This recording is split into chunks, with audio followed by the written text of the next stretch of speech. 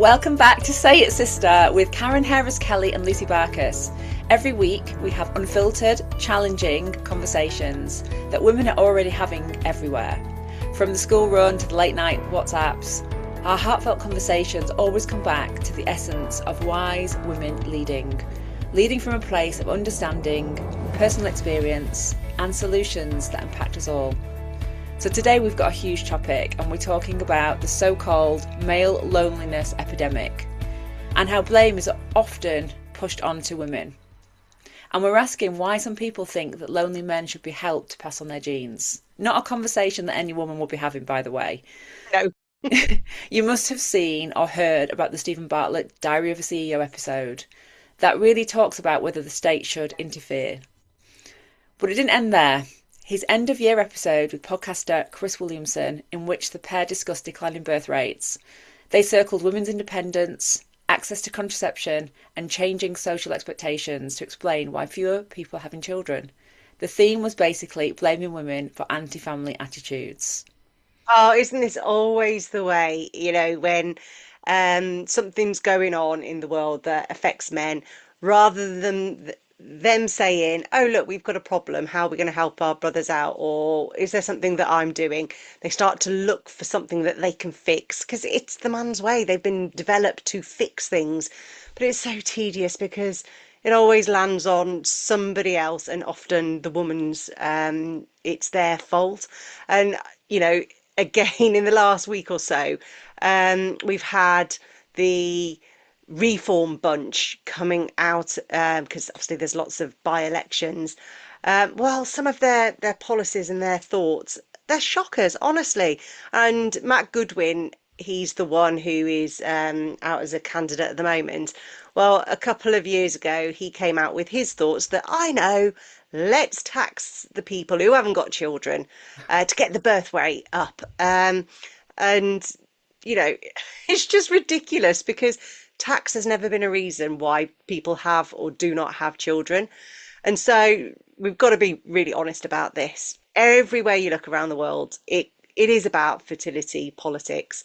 It's things to get headlines. They're almost like dripping us little scenarios or ideas. So it almost normalizes in our brain. So when they do come out with the policy, we're not too shocked because we could see it coming.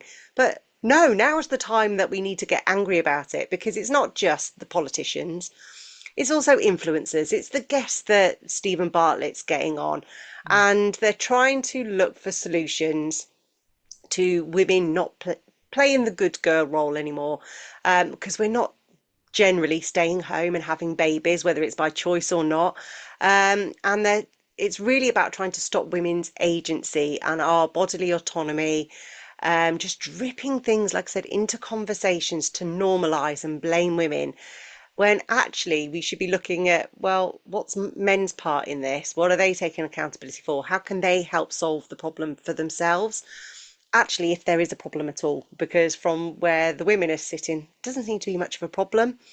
And that's why I love looking at things like, I'm always looking at what's going on around the world. And, the South Korean 4B movement, absolutely amazing. What a political statement that was, just to say, actually, as women, we are going to withdraw withdraw our access to our bodies and our work until you men start to behave better and treat us better. And then obviously USA, everything's being repealed over there. You can't escape what's going on over there. And then interestingly, the French Ministry of Health is writing out to all people who are around the age of 29, offering practical help to help solve the fertility crisis. And so what they're offering, I mean, it is a good thing in a sense. They're supporting women by offering to freeze their eggs free of charge anytime between the age of 29 and 37. Um, and then, obviously we see on the other side of it, rather than being helpful, Iran is changing the legal age of marriage to just 9 years old. So there's a lot, isn't there, Karen? Oh my God. I mean, I see this spilling out into coaching conversations. So for me, like working with young women as to whether or not they want children or not. And it's not like we'll just do one session on this. This can be like a 6-month program. This is a conversation that they're having. They're looking at their lives. They're looking at their responsibilities. By the way, many of these women are taking, they're taking care of the partners. They're also sending money to families back home. They're working really, really hard, and they just don't see how having a family can fit into that. There's just no space, no room. Um, and this is a really, it kind of it's like a genetical question as well. Like, do I want to do this? Yeah. And for me, it's like, if you're going to send people into a tailspin, if you're going to really, really scare women, start making them believe that they're not going to have a choice whether they have a family or not. Like, that is just, for me, that's just a huge fear tactic. And then what that does is send out an alternative message to men that says, we're in charge. Mm. When we all know the truth of that, ultimately, the woman is the one that carries the baby. So ultimately, if a woman doesn't want to move through with that, really she should have the right to say, I'm not having a family, such as some of my clients.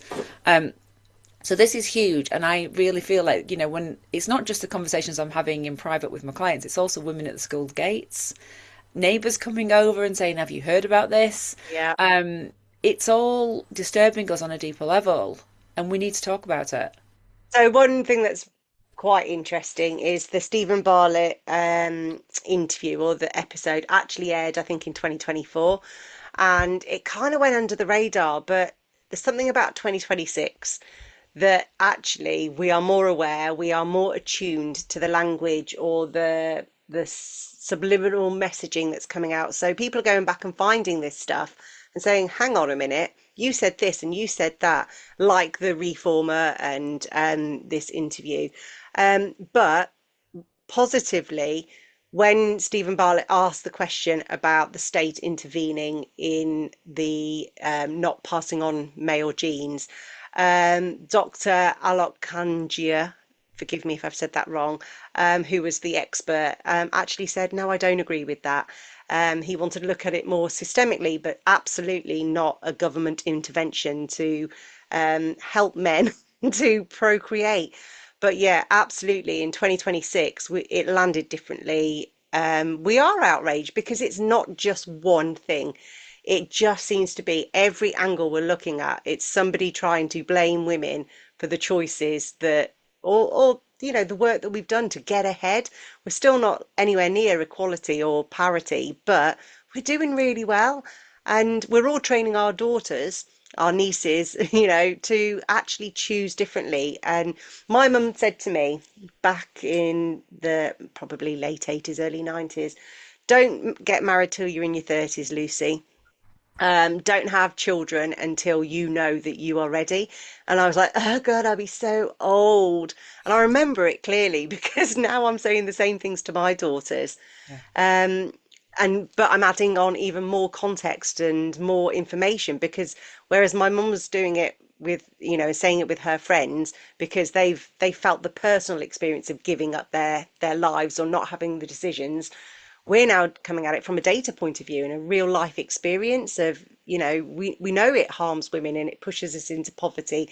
It declines our pension pots. It means that I think at the moment in the UK and in America, a quarter of all children are being raised in a single parent household. Yeah. And yes, some of those are male-led single parent households, but the majority are women. And so when you're looking at it, it's like actually a quarter of the population are already doing it on their own, and they know how hard it is, and they don't want their children to have the same hardships. Yeah. So yeah, it's a lot. But absolutely, just asking the question, Stephen, was a really bad decision. Bad because he is somebody that people look to. Mm. And also, I think when you step into the role as a leader, whether a business leader, you hold the respect of people that follow you, that listen to your podcast, that watch you on Dragon's Den. And I think this is what we're seeing across the world right now, is that there are people in positions of power that hold reputation in their hands, that are there to be good role models. And we know there's a lack of good male role models right now. The responsibility is so big that's in their hands. And so what we need to see is people who can sort of hold it and hold it well, because otherwise that has a ripple effect into the world. That is so what we're seeing right now. So we're seeing it all. We're seeing the impact. We're seeing how it's damaging young men and the impact of that on young girls and on women. So this is the time I think where people to really clean up their acts. I Um, totally agree. Yeah. I feel like there's something in the psyche that we all have. This is me going off on a tangent. That there is a mistrust towards the masculine, and it lives in our psyches. And so when I had my daughter as a baby, she wouldn't. Every time a man came near her, she would cry. My throat's getting really tight. She would cry, and I would say, "Oh, I'm sorry. She's not." Did I say I was sorry? I'd say, "Oh, she's not as comfortable with men," or something like that. And every single person would say to me, "That's not a bad thing," including and Mm, especially the men. So we have something that lives inside us that is a built-in antennae that says, "I don't trust you." And I think as women, we've been taught, and young girls, we get taught to override those feelings and those emotions. And, oh, I'm being silly. And actually, in doing so, we lose a vital part of ourselves, which is a primal instinct. And as we've all seen, it's not all men, but which men is it? And yeah. men don't trust other men. And I'm going to give some empathy or compassion here to Stephen, because from what I understand, he grew up in a single parent household raised by his phenomenal mother. And so when he first started his podcast as a wee 20 something, he was absolutely talking about business and entrepreneurialism. And he was getting, business coaches, people who'd made it big, etc. And he was very much on track. Then, as he grew towards his 30s and now in his early 30s, and he's starting to ask the big questions, and obviously he hasn't had that role model potentially in his life, so he's seeking other role models, and he's asking these questions. And there's been a lot of banter saying, it is the diary of a CEO just his own personal therapy session, because it often feels like that. And Mm. it's like he's searching for questions like, do I get married, should I have children, what is it to be a man, etc. So I think he comes from a deep place. I think he is very reflective, but it's some of the questions or the people he's talking to probably should be done in private, not when he's in a position of leadership.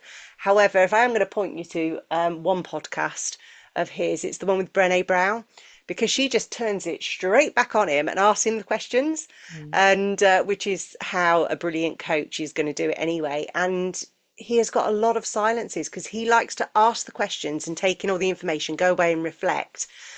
But when he's put on the spot, he hasn't got the answers. And the reason why I'm highlighting this is because his listeners are getting the information from his guests, their answers, and they might not be as reflective. They might just see that as, oh, that's the truth. Mm. And they don't have somebody then to go and like talk about it to or test the assumptions. And that's why I think it's really, really dangerous. So I'm being compassionate, giving him the benefit of the doubt.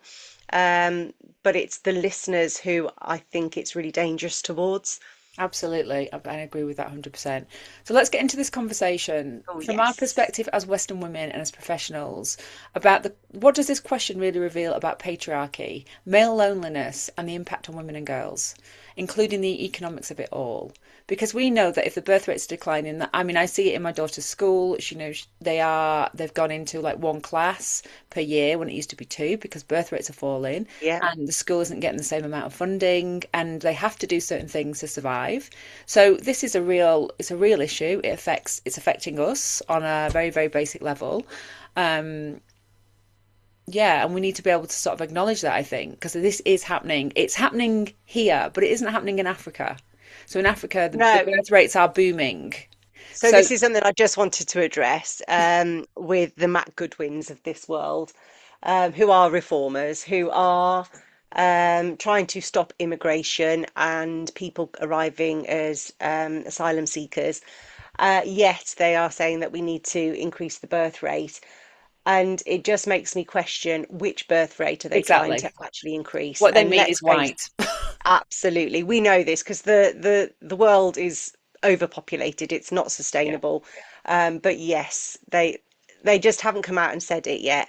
But let me just put a few bits of data around this. When I was born, in way back in the 70s, the average age for a woman having a child was 23.9 years old.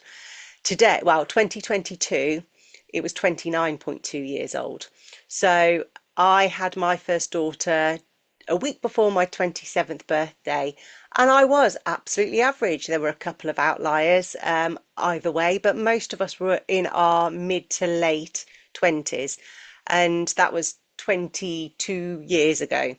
Now, yeah, it's most people are having their first child around their 30s. And a quarter of babies being born are to women who are in their 40s. And I know that was very much your case. So there's this absolute strange thing that's going on where women, because of lots of reasons, some of it is to do with understanding red flags, having higher standards, being able to support themselves financially, wanting a career. Those are just some of the things. But they're choosing to have children later and they're looking for partners who are emotionally available and ready. So they're probably looking for people around their same age or maybe a little bit older. Yet a lot of the men still want women in their early 20s, mid 20s. So there's absolutely a mismatch of, the people who want to settle down are not the ones who are available. So there is absolutely a gap in the number of eligible partners, and that's for men and for women. So I just wanted to speak to that really, because there is socio-economic stuff going on there, but there's also just a lack of desirable partners. Absolutely. I mean, I was listening to one of the Stephen Bartlett recent podcasts, and when I was listening to the conversation, it was talking about how women are, before they reach 30, the younger women are doing better than men. They Yeah. are more advanced. They're doing better in the workplace. They're doing better at school. Their brains are more developed. They're more mature. They've got their head screwed on, and they know what they want and they're focused. Now, by if you compare that to young men, it's a totally different story. And that's this whole thing around the lost boys. And then we're all talking about these lost boys who are turning to porn, who are, struggling to get work. They're not taking care of themselves and their personal hygiene. You can't expect a young woman who has, worked really, really hard to get to where she is to think, oh, actually, yes, I do need to go. And actually, I will accept one of Oh, he's a good catch. these guys, who probably hasn't had a wash that day, and want to go and procreate with them. I mean, I'm sorry, but that's what world do they actually live in? So that's what makes me so angry, because I look at my daughter and I think she's a go-getter. And if she carries on in the trajectory that she's on, she will create amazing things. And I see that fire and that ability in her. And sometimes I'm like, just chill out a little bit. She's so extreme with what she wants. Like, she wants to do maths homework before she goes to bed. And I'm like, that's not coming from me. This is her. So she's got this sort of tenacity. So I see her and I think, wow, like someone's going to have to be very high, like on a level to meet where she's at already at 7. It blows my mind every time I look at her. I'm like, oh my God. So I see that and I get it. And then I just think they need to step up. And now Yeah. the role modeling thing is a really important thing, because if they haven't got good male role models around them, I understand that can create, negative behaviors, because who's saying to them, right, listen, this is what we're going to do today, and we're going to go do that. And, this is where we're going to get out, we're going to exercise, so if that's lacking from their lives, I do understand the impact of that, but it still can't be the fault of women. Oh, none of it's the fault of women. And this is the rhetoric we've got to just stop. Yeah. None of this is women's fault. Now, there has been an issue in the last few hundred years where women were classed as property, and there was an entitlement of men that women are their property. And so it takes a long time for their rhetoric, their unconditioning to come in. But this is why absolutely we need better role models. We need men, not just having conversation maybe a little bit about the birds and the bees, but actually talking to them about what a healthy relationship looks like. It shouldn't be the school teachers having to talk about what consent is. It should be the fathers having those conversations, or their if the fathers aren't around, an uncle or an older brother. And this is the bit that I think is missing. And I think this entitlement that they are feeling And it might be because they are having that banter with other kids their age, or because they are watching porn, listening to certain music which denigrates women. Um, they do have a sense of entitlement. It's the patriarchy, of course they do. Yeah. Um, but they still, we were brought up with Christian teachings that man was the creator. He created Eve. He created the world, that we live in, and we should be masterful over it. So they're going into the world thinking, well, it's men that create children. We must spread our seed. We need help to pass on our genes. And even thinking about it, even now, some men still expect their wives to take their surname as property. Um, you know, so everything from reproduction to what goes on in your will or how your money is shared, it's all still based on a patriarchal system, not matrilineal, where it was passed down through the mothers and daughters or mothers and sons. So we've got a long way to go, but without the louder voices saying, come on, this is how to be a good man or a good father. It's not just about giving you seed and throwing a little bit of money to pay the mortgage or the rent. It's actually about being emotionally available. It's about working through your own stuff. It's about being a good match for your partner. So they actually choose to have children with you. Mm. And the phrase that stood out for me was about being exceptional. Like, Mm. be an exceptional human, be an exceptional man. Go out there and show the world. Now, that feels like a lot of pressure at the same time. So part of me goes, well, that's a lot of pressure. But at the same time, there is something in that because that's when you go, oh, because I do meet young men and I go, wow, I was really impressed by him, Yeah. and it really sort of resonates and you think, what an amazing young man, like I'm really proud of that human that I'm seeing in front of me. And I think we need that, don't we? We need to We know need to that. celebrate them and tell them, I think you're awesome. I think you're amazing. Yeah, Because if people aren't telling them, it's not reinforcing it. absolutely. And it just takes me down this track of like, as a woman, being a mum is one of the hardest jobs. My mum says to me all the time, it's the hardest job in the world. And I agree with her, and I look at, that role and I think, God, this is really challenging. It's like it's challenging me in every single area. Now, I love being a mum, and I would not change that for the world. But the reality is, it takes a lot from me. Mm. And I think women see that and they understand that and they want, there's something about wanting to be ready. That was my journey where I just thought I hadn't met the right person. I knew I didn't want to do it alone. And there's nothing wrong with that, but for me, that wasn't an option. And there needed to be that level of readiness for me to be able to do it. And it took a lot longer, and whilst I knew I wanted to be a mum, like I always had a maternal instinct in me regardless. So that was something that was very easy for me. Now, not all women have that, but for me, it was like, of course, but it was like, but the conditions need to be right. And if the conditions are not right, then it's probably not going to happen for me. So there's that side of it, and then there's the cost of living that we're in at the moment, and the idea of taxing women who don't have children. Like we're already struggling to survive as it is in terms of how expensive everything is, and how, for me, when I look at like before COVID, before I got pregnant, and I look at what I could live on, and then what I live on now, and what I need to earn, it's a lot. Yeah. And that's not like being extravagant. That's just basics. I'm talking basics here.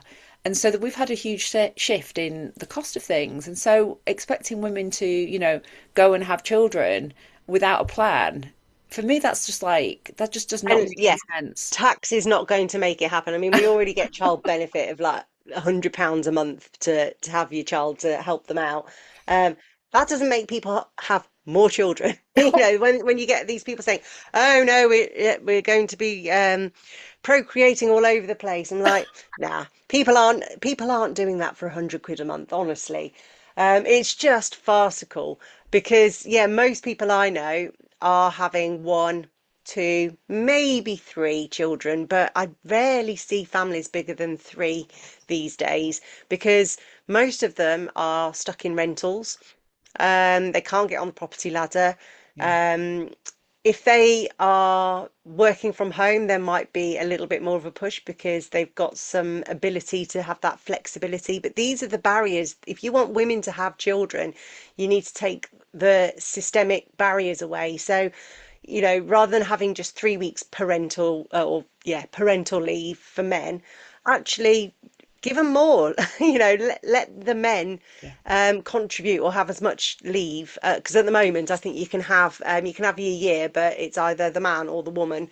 So again, it's still put on generally the woman who stays at home.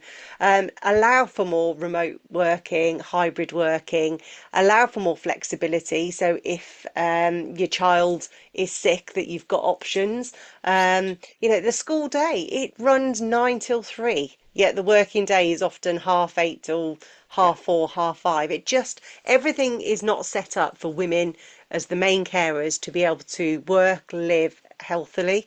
Yeah. So maybe we fix those things. Maybe women will want to actually have Exactly. more children. And the But data says that from the age of 30, there's a whole shift around. So from the young women doing really well, then something shifts. We know that's oh, called that's when prime family the time. wage And gap. also you've got perimenopause starts to kick Yeah. in as you get in towards the 40s. So it's a whole different side of the story once women get into this sort of 30 to 40s age bracket, and that's Mm. because of the factors of what's going on in their lives. So we can see why women might be choosing to think, you know what, actually this is fine as it is.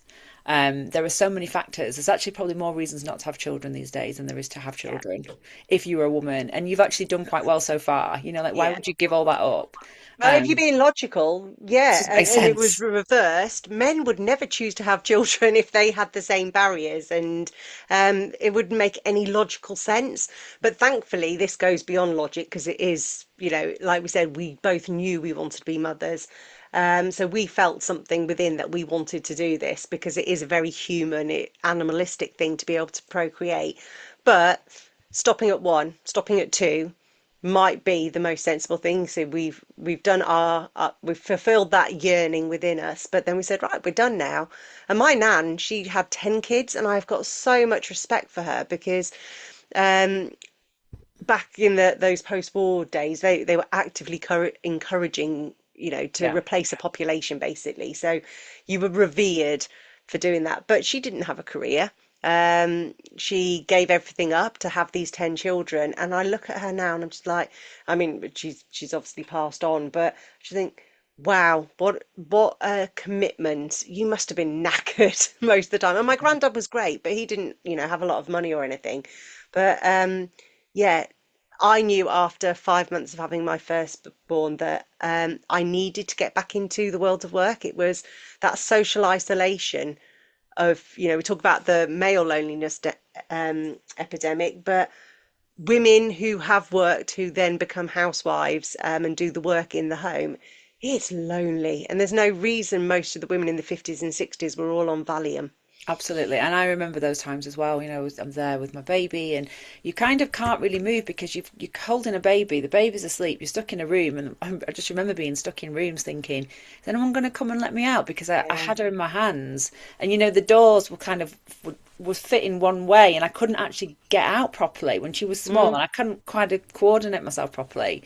And eventually someone would come in and I'd be like, oh, thank God you come in. I've been sat here for like half an hour just, waiting because I couldn't get out of the room because I didn't want to wake It's her up. madness, isn't Like, it? that's a very small, like example of it, but that's what I'm remembering. And I'm remembering, like, I remember saying to Rich, I feel I'm like never alone, but I also feel quite lonely, Mm. and then there's the women who can't have babies for really good reasons. So are they going to get taxed? Are they Yeah. going to get penalized? I mean, it's crazy. There are a lot of women that I also know who have tried really hard to conceive and it hasn't worked out for them. And I was really nearly in that category. And, there's an awareness of that as well, like actually a lack of awareness, I would say, on some sides, and awareness that I have that you just think, this is such an incredibly bespoke journey for every woman, and every woman has her own story and her own version of Yes. things. It's not a And policy. You to can't just think tax it. Yeah. no, to think that you can tell a woman, um, you know, tell a woman what to do and then sort of penalize her for not doing what you wanted to do. Like it just doesn't. It's not logical to me, and there's definitely no empathy there. I'm going to ask you something now. Um, have you ever in your life dreamt about running away to some commune where it's just a really simple life and we can all just raise our kids in a really peaceful, blissful place. Maybe having a few goats or sheep around, surrounded by sisters. It's a very good question. I have a friend who tells me to do that all the time. Well, He's the like, you need reason, to move, you need to leave yeah. England, you need to go somewhere in Europe. He's always said, you'd be a great teacher, you could teach the kids. Like, you know, Well, but this is my point, is I know so many women who have either silently fantasized about it or were actually talking about it, saying, let's do this. Wouldn't that be amazing? mm, And actually, it speaks to me to the reason why women don't want to have children and they don't want to be having to go out and date and mate and do all of that kind of stuff. yeah, Because actually, what they dream of, let's call it a matriarchal system, but it's actually just a community where they feel safe, where they can be emotionally regulated, be with people who make them feel safe, caring about the children, none of this utter BS that we see, out there in the wider world. And actually, it's just a really place of safety. And then, of course, you're going to want to bring children into the world when it's like that. So that it I'm sharing that with you, or I'm just posing that question because the things that we're longing for, or the things that we fantasize that we would really love, are often a signal about things that we can create a change.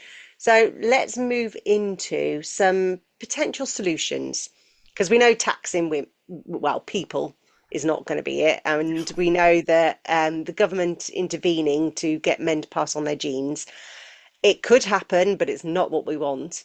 ugh. So, can just share some ideas and then I'll pitch in with a few. I've gone all like reflective because it's such a big conversation, this one for me. Mm. Um, that's why I feel like creating the different spaces for women is really, really important. But if I think about, I do want my husband to be around. Yeah, You know, I, g- I get something from the relationship. I get a lot from the relationship actually, and he supports in many different ways. So I don't. The idea of there being a community without men, that doesn't feel right either. But I do look at what's going on in the world, and I just think I still have that thing of which ones can I trust. So I I'm just struggle going to with just that. pause it there for you though, because when I said community which is more matriarchal led, I didn't say men weren't No, there. I I know you just said didn't. I was it's, going to get onto that. yeah. I was going to get onto that. This has to be something where we work together. But I think if I'm being honest, like I want more community. I want connection. I want to be in nature. I want to feel safe. Like I know what I want, but when I get into how does that actually work and how does that happen, I see women as sort of taking the central piece in it. So I see that it's like women will lead that because we know it instinctively, and we've done plenty of work in that field, and I've done plenty of work in that field. So I know I could step out into something and lead and make something matriarchal. I know that about myself. The bit that I go, it's all the dynamics. The thing that I always struggle with is dynamics and shifts and changes, and I'm good at communicating. So that's why like I want men plugged in to the matriarchal systems and men embodying it too. But apart from my husband and my father and some people that I know who are brilliant, who I would go, yeah, you can come in. I also I think the bit where I go, who do we let in? I think that's where I see boundaries.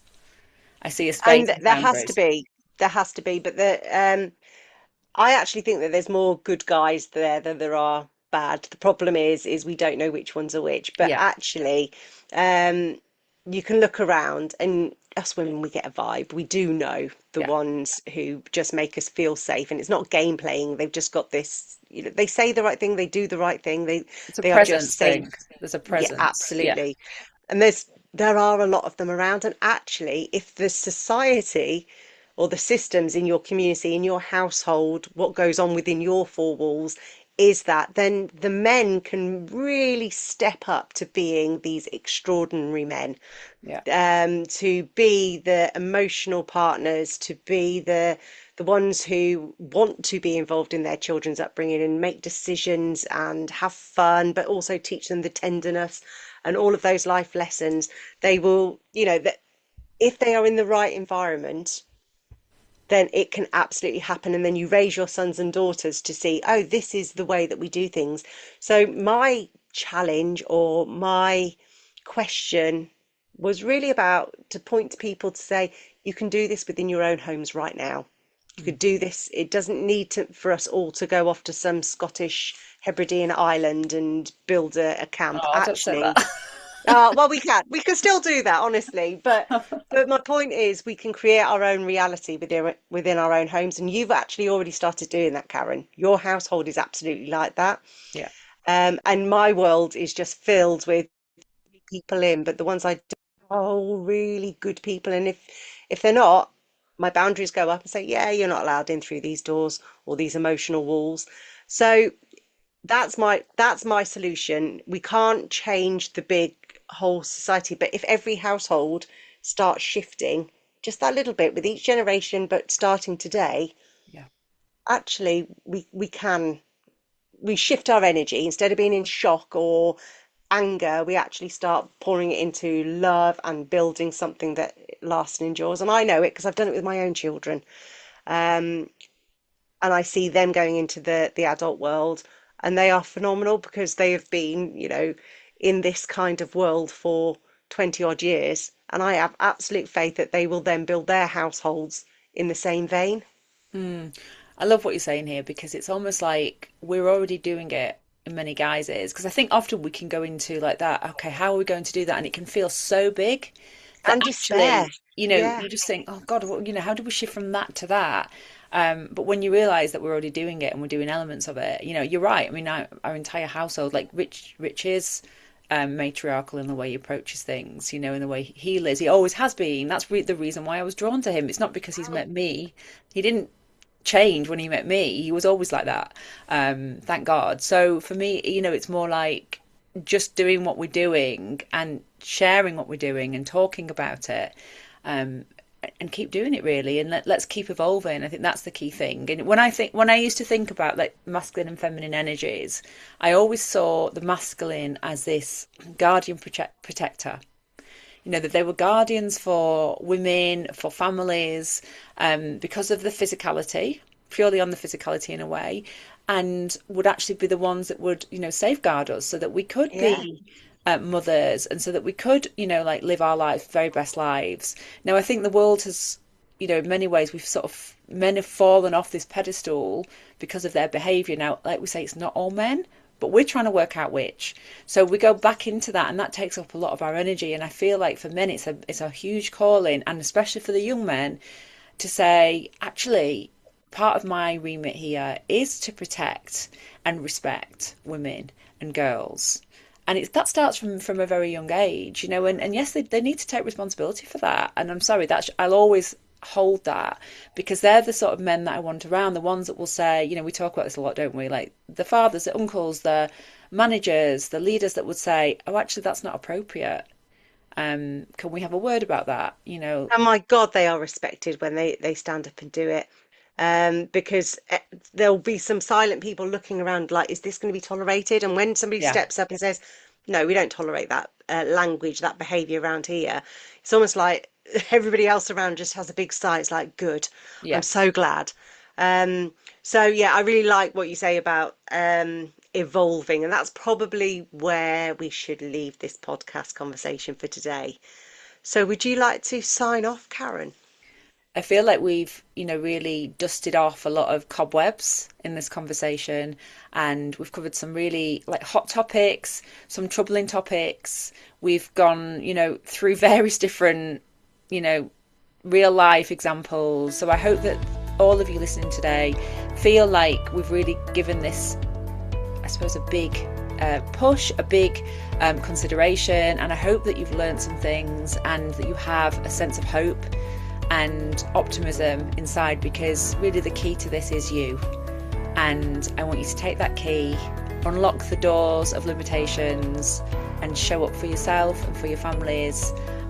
So we want to say thank you so much for listening. Come follow us, come hang out with us on social media, and we look forward to sharing another conversation with you soon. And until then, keep saying it, sister.